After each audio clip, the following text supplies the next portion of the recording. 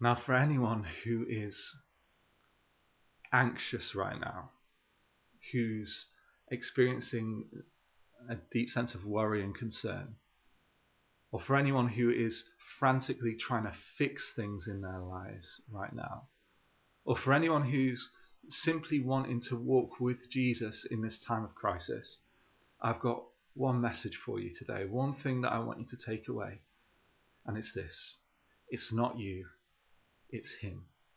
I want you to remember that. I want you to breathe it in. I want you to let it find its way into your heart, into your mind.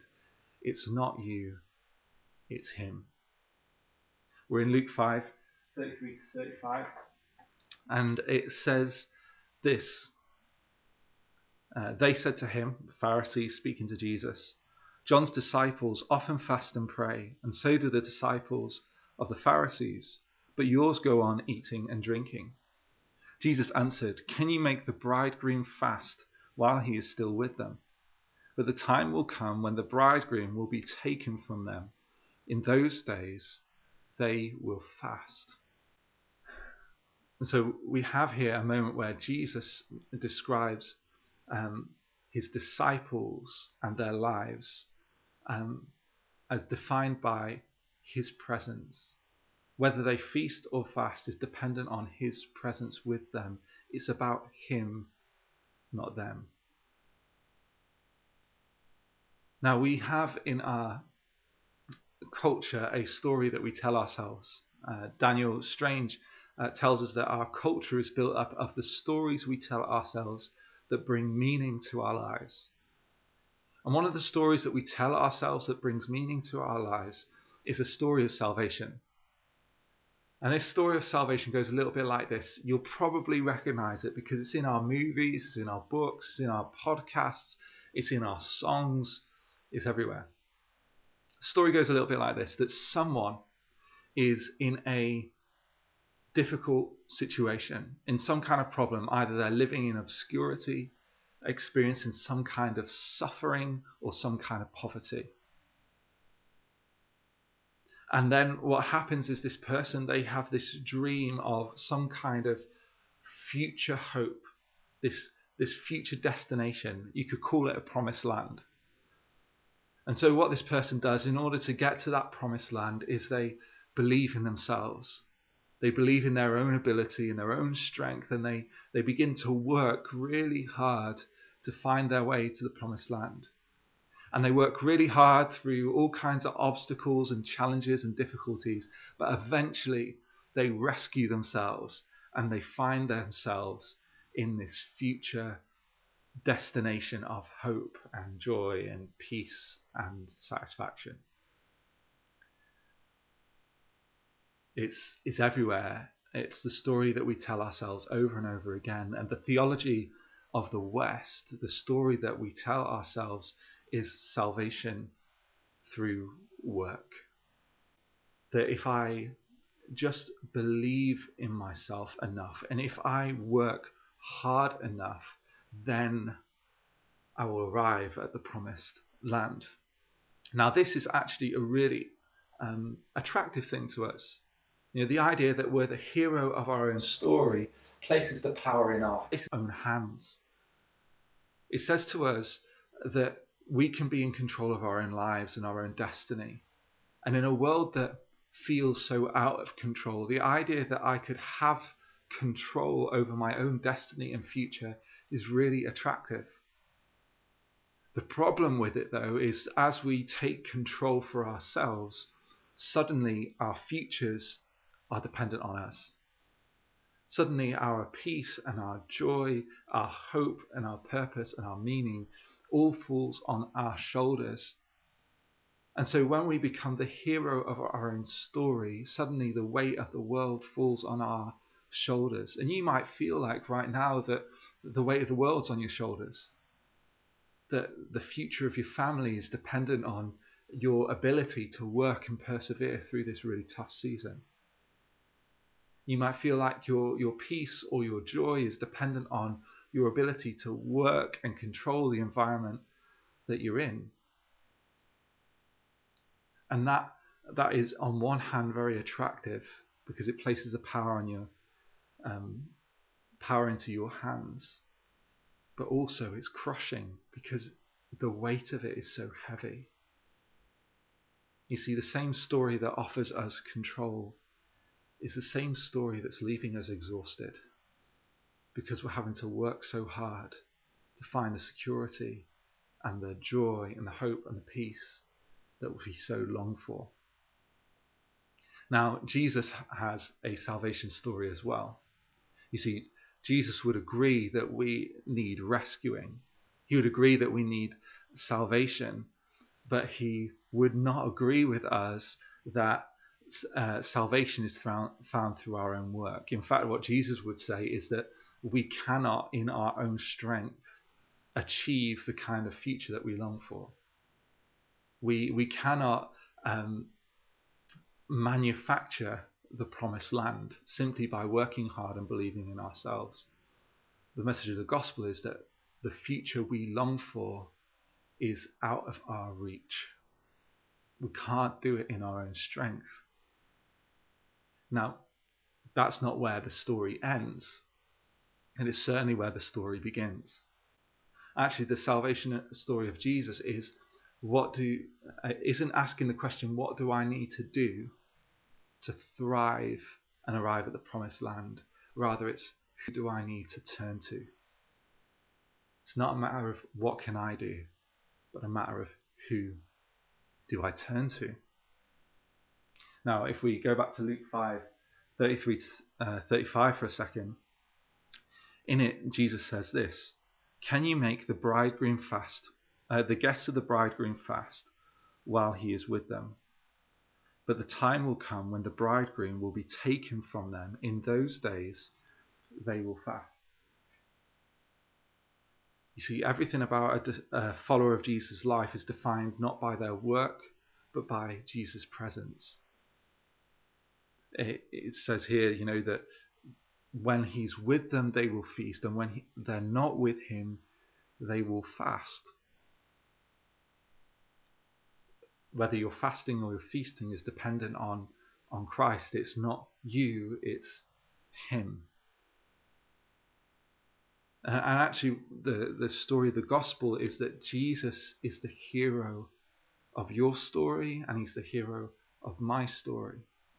And what that means is that my security is on his shoulders, that my future is in his hands, that my feasting is dependent on his presence. It's not me, it's him. It's not you, it's him. Now, I want to look at a different story of a feast. It's in the Old Testament, and it's a feast that involves a man called Mephibosheth, which is incredibly difficult to say, and I hope I managed to say it correctly. But Mephibosheth, there we go. Mephibosheth was the son of a man named Jonathan, and he was crippled, and he was living in the time of King David. Now, Jonathan was King David's best friend. But the father of Jonathan, King Saul, was David's greatest enemy. Saul hated David and wanted to kill him.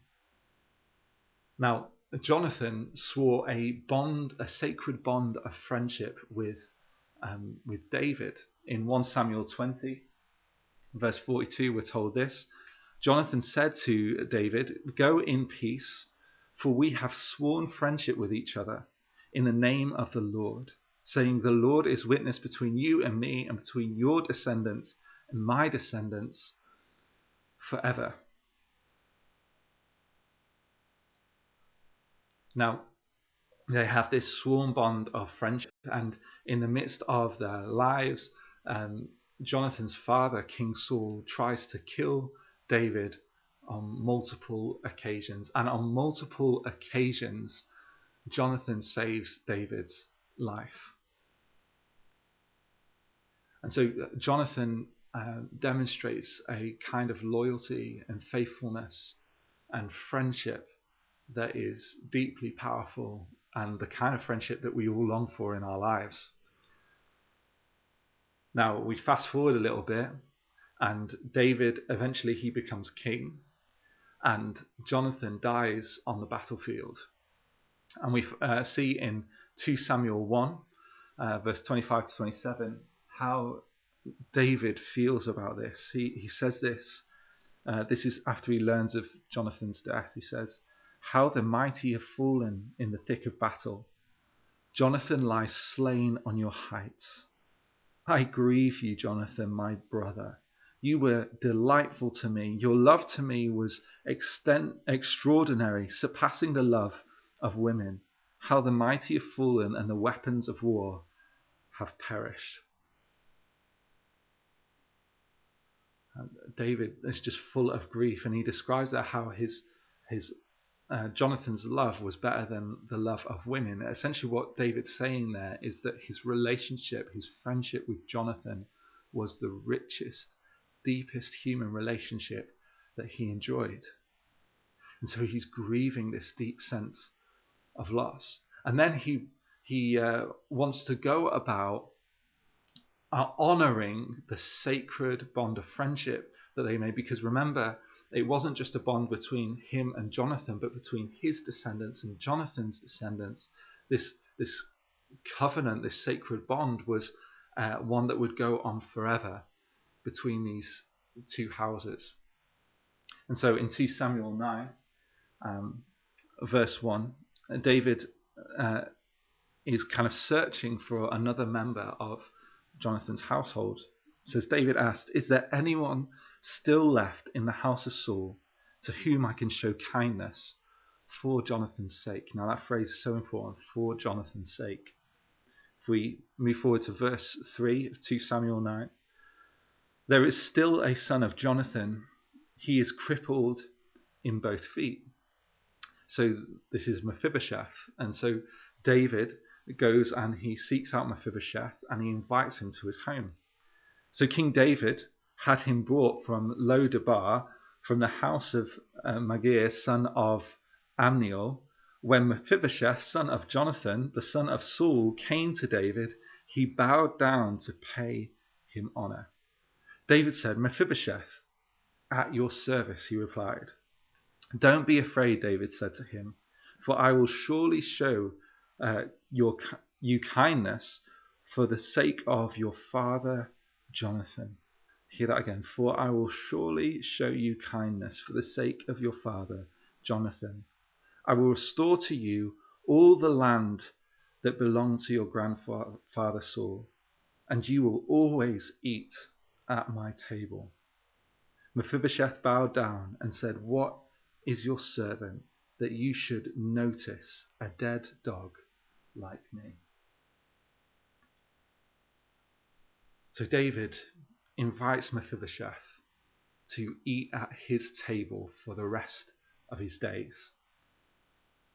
So Mephibosheth gets to enjoy a royal banquet every day for the rest of his life. But it's not because of him. It's not because of his work or his achievement or his loyalty or his faithfulness, but because of Jonathan. For Jonathan's sake. You see, Mephibosheth, he is not the hero of his own story, and yet he gets to enjoy amazing benefits. He gets land and feasting for the rest of his life.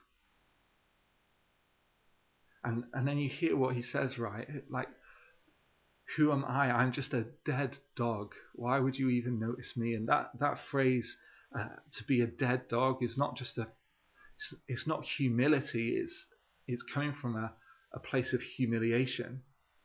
He doesn't consider himself worthy. He's a cripple. He's unnoticed and unseen in his society. And then suddenly he's offered this life of feasting in the king's presence.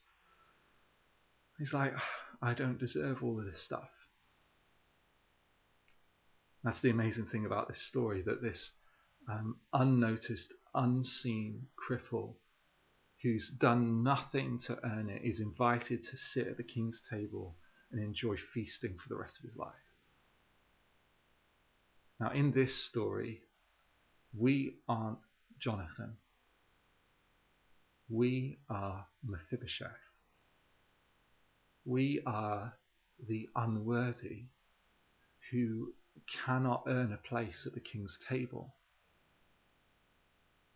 And yet Jesus is the true Jonathan.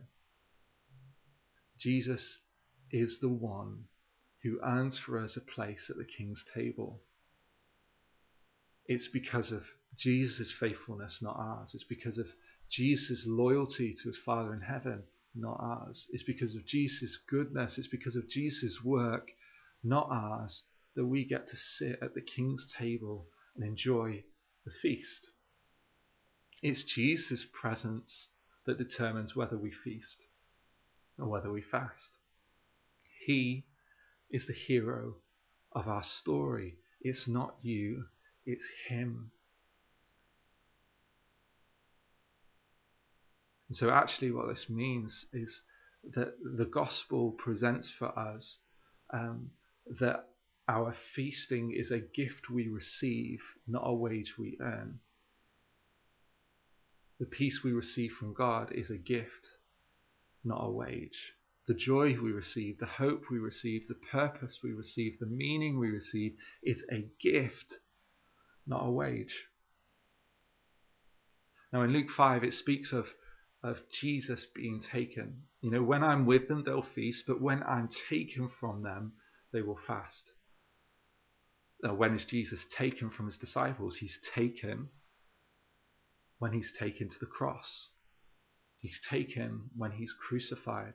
Jesus here is speaking about the cross. He's pointing to that future moment where he'll be taken from his disciples. And he says, at that moment they will fast. So just like Jonathan, Jesus was taken. His life was taken.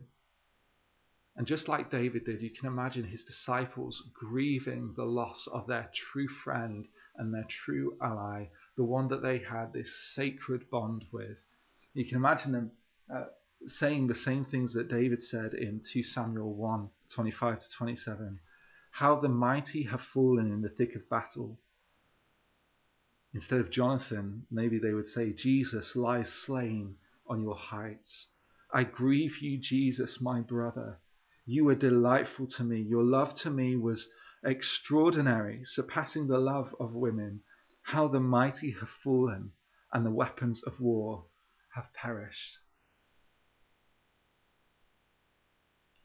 You can imagine the disciples in this moment of grief as their Lord and their leader is taken from them. And their fast was not a fast of food, it was a fast of hope. It was a fast of peace. It was to go without joy. It was to go without purpose. But thankfully for them, the fast was short. But with Jesus, the feast is long. That the feast is forever. The feast is for every day of our lives. Now, unlike Jonathan, Jesus did not stay in the ground. Jesus rose again, and with that marked the end of the fast, marked the return of the feast, where as Jesus rose, so did their hope, so did their joy, so did their peace, because it was his presence that determined whether it was feast or a fast. It was not them, it was him. So let's look back at this salvation story that we are so often told. That the promised land is a place we get to by working really hard and being the hero of our own story. Actually, the gospel of Jesus flips that right on its head. It says it's not your work that saves you, it's Jesus's. Your future is not on your shoulders, it's on his. Your security is not in your hands, but in his hands.